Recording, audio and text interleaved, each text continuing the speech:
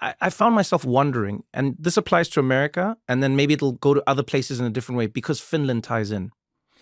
Do you think that integration was the right move?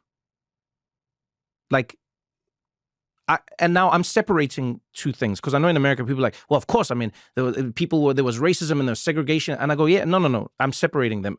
Let's separate someone being oppressed and someone not being able to get a job and someone not being able to get a bank loan. Let's take all of those, the negative things away, because I'll put myself out personally and say, I think whether we're talking about gifted kids who are anomalous, let's say, to the norm, whether we are talking about and I mean anything that does not fit into a category, I think the part of the reason Finland is able to do it is because, have you been to Finland? It's very homogeneous. I've been to Finland.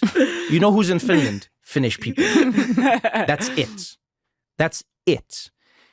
And because they're all Finnish, there's an idea of like, no, we all head in the same direction. We all know what our actions mean. And that's a really powerful thing I've learned in communicating with other people. When I'm in a room with anyone where we start to tie together multiple things. So if I'm in a room with Black people, already there's like an implicit trust because we know what certain actions, words, and vibes mean. And then you're in a room with another African. Already. This person. Now, even if you shout at me, I know what your shout means. The same way an Italian knows what an Italian shout means. Yeah. Right?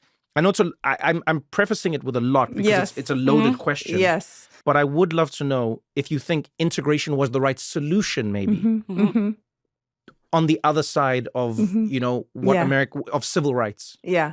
No, I don't. And I don't think it's actually that controversial when, if you understand that segregation and integration weren't the only options. Like within those two options, it may seem like integration is the more progressive. Like, of course, we don't want segregation.